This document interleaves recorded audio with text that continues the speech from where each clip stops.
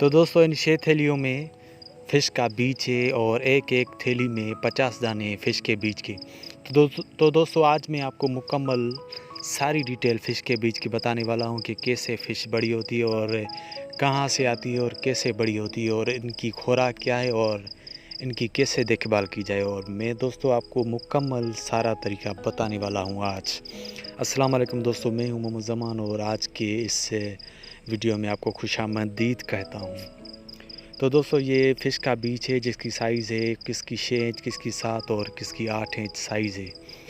तो दोस्तों पहले हम ये जो इसमें बीज डाल रहा है ये मीरबर है, यानी इसकी जो कास्ट है वो मीरबर है। एग्ज़ाम्पल के मिसाल के तौर पे आपके इलाके में भी कास्ट होती है, कोई मल्क होता है, कोई XYZ कोई ज़ात होती है, मुख्तलिफ़ होती है, कोई गुज्जर होता है, किसकी कोई ज़ात होती है तो किसकी कोई ज़ात होती है। तो दोस्तों ऐसे ही हमारे इलाके में भी बहुत सारी ज़ातें होती हैं, कोई मीरबर होता है, कोई खासकेली होता है, कोई चांडी होता है तो कोई पंवर होता है। तो इसीलिए इसकी जो ज़ात है वो मीरबर है और मीरबर का काम ही होता है फ़िश पकड़ना और फ़िश का काम करना।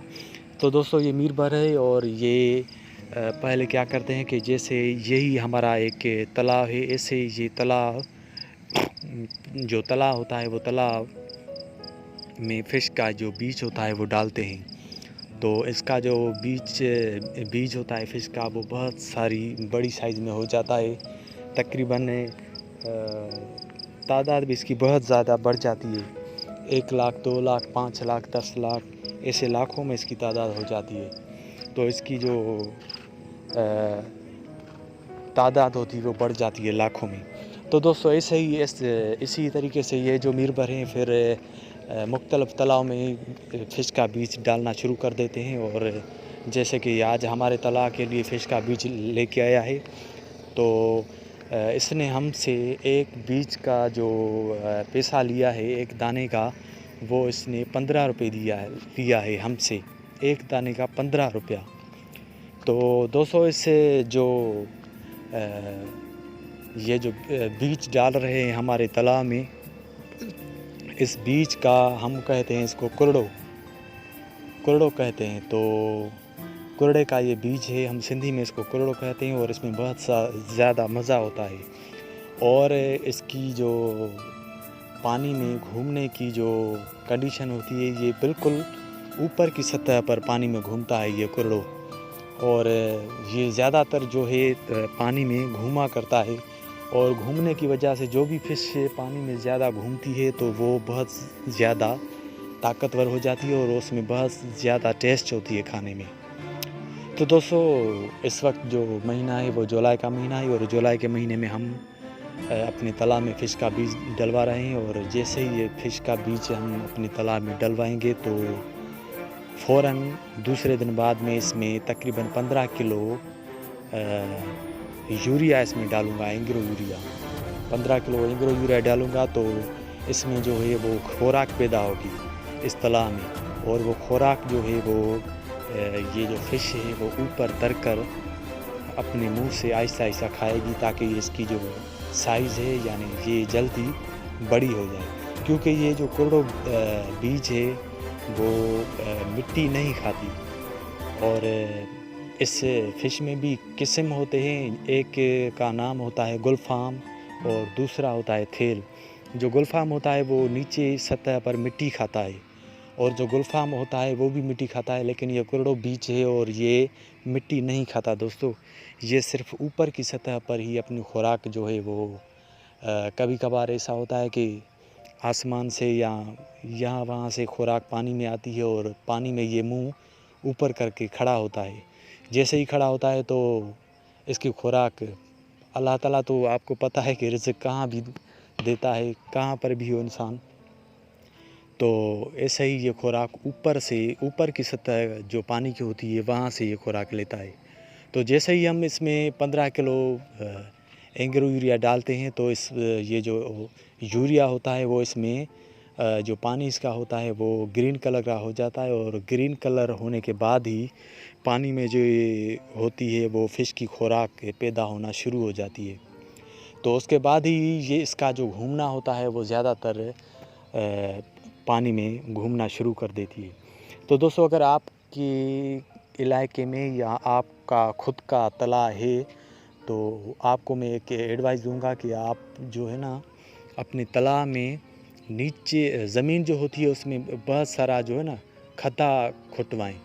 जब आप उसमें नीचे सतह का खड्डा खुदवाएँगे तो ये जो कुर्डो बीज है वो क्या होता है कि बड़े पानी में घूमता है। अगर आपके तालाब में छोटा पानी होगा तो ये पानी में घूमेगा नहीं, नीचे की सतह पर बस बैठ जाएगा। अगर आपका पानी बड़ा होगा आपके तालाब में तो ये घूमना शुरू कर देगा, क्योंकि कुर्रे का असूल होता है ये बड़े पानी में घूमता है, यानी गर्म पानी में नहीं घूमता गर्मियों के मौसम में।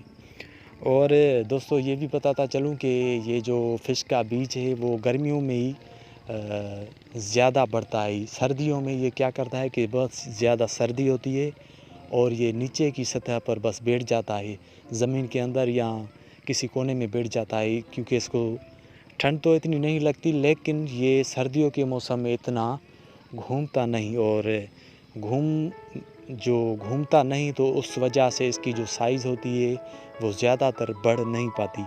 और ये गर्मियों के मौसम में बहुत ज़्यादा घूमता है और एंजॉय करता है, तो उस वजह से इसकी जो साइज़ भी होती है वो बहुत ज़्यादा बढ़ जाती है। तो दोस्तों, जैसे ही 15 दिन इसको बीज को गुजरेंगे तो उसके बाद भी फिर मैं 15 किलो यूरिया इसमें फिर डालूँगा। फिर उसके बाद 20 दिन के बाद फिर एंग्रो यूरिया सिर्फ 15 किलो। तो दोस्तों, ये मेरा जो तला है वो 1 एकड़ में तला है और मैं इसमें तकरीबन 700 से 1000 तक बीज डालता हूँ मुख्तलिफ़ किस्मों के। तो ये तो एक ही किस्म का है, कुर्डो किस्म का, जिसे हम कुर्डो नाम से पुकारते हैं इस फ़िश को।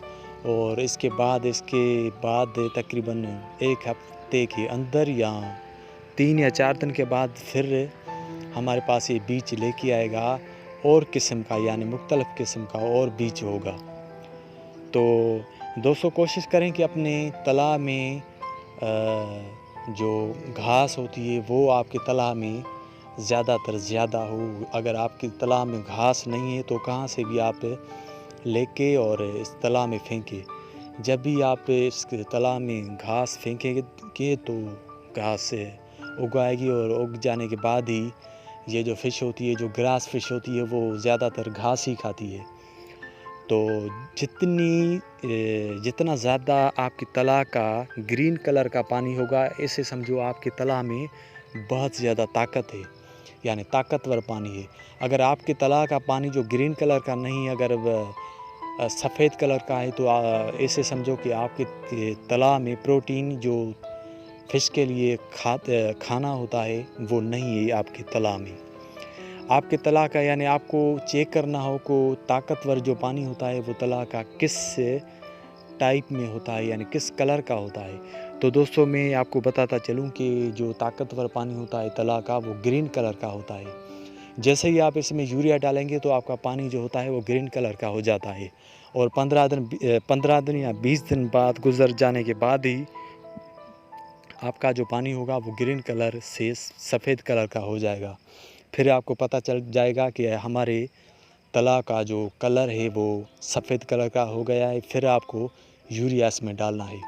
अगर आपके तालाब का जो कलर है वो 1 महीने तक ही ग्रीन हो तो आपको यूरिया नहीं डालना इसमें ज़्यादा, क्योंकि अगर आप इसमें ज़्यादा यूरिया डालेंगे अपने तालाब में तो फ़िश को बीमारी भी पैदा हो सकती है और बीमारी की वजह से जो तालाब होता है वो गैस पैदा करता है अंदर अपनी ज़मीन से।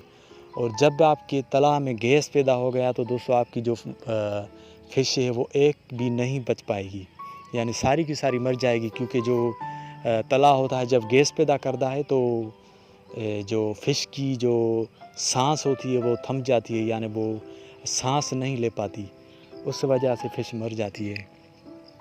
तो दोस्तों, मैं अपनी तरफ से पूरी कोशिश कर रहा हूँ कि आपको सही से सही डिटेल दे सकूँ। दोस्तों, अगर मेरी ये जानकारी आपको अच्छी लगे या मुझसे कोई मिस्टेक हो गई हो तो आप कमेंट में मुझे ज़रूर बताइएगा कि आपने जानकारी हमें अच्छी दी या आपने ये बातें हमें नहीं बताई, ये बातें आपको भी करनी चाहिए अपने तालाब में। तो दोस्तों मुख्तलिफ़ तरीके हैं हर इलाके के, क्या पता आपको मुझसे अच्छा तरीका मालूम हो और आप मुझे कमेंट में बताएं तो मैं अपने तालाब में वैसा तरीका इस्तेमाल कर सकूं। लेकिन हमारे जो इस इलाके में तरीका यही होता है कि आप यूरिया डाला करें अपने तालाब में। तो दोस्तों इससे भी अच्छा तरीका, अगर आपके तालाब में भैंसें पानी पीने के लिए आती हैं अगर आपके तालाब में, और वो गोबर आपके तालाब में निकालती हैं, तो गोबर में जो होती है उसमें बहुत ज़्यादा खुराक होती है, और जो भैंस का नीचे वाला जो पाँव होता है वो ज़मीन में जो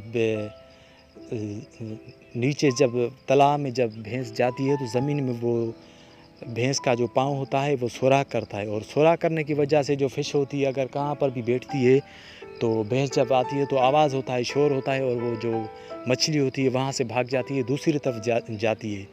तो दोस्तों ऐसे समझो ये मछली की ट्रेनिंग हो जाती है, वहाँ से वहाँ, वहाँ से वहाँ, वहाँ से वहाँ, यानी उसकी भाग दौड़ जैसे हम जो वर्जिश करते हैं यही तरीका होता है। और उसके बाद जब वो भैंस गोबर निकालती है तालाब में और जब वो पेशाब करती है तालाब में, तो उसमें भी बहुत सारी प्रोटीन होती है फ़िश के लिए, यानी खाना होता है फ़िश के लिए। और वो फ़िश खाना जब खाती है तो बहुत ज़्यादा ताकतवर और बहुत ही कम दिनों में उसकी साइज़ बहुत ज़्यादा बढ़ जाती है। दोस्तों अगर आपके तालाब में भैंसें पानी पीने के लिए आती हैं तो आपको यूरिया डालने की कोई ज़रूरत नहीं है।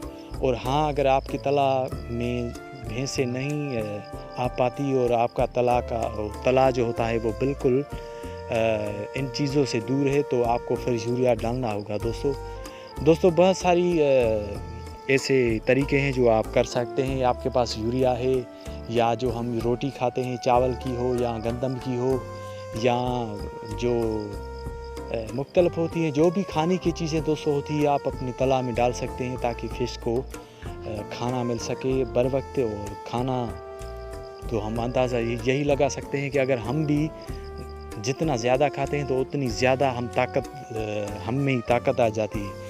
अगर हम जितना ज़्यादा कम खाते हैं तो आपको तो पता है कि पतले से हो जाते हैं। तो दोस्तों ऐसे ही है, फ़िश को भी अगर आप ज़्यादा खाना देंगे तो फ़िश बहुत ही कम दिनों में ज़्यादा साइज़ की हो जाएगी और आप भी खाएंगे और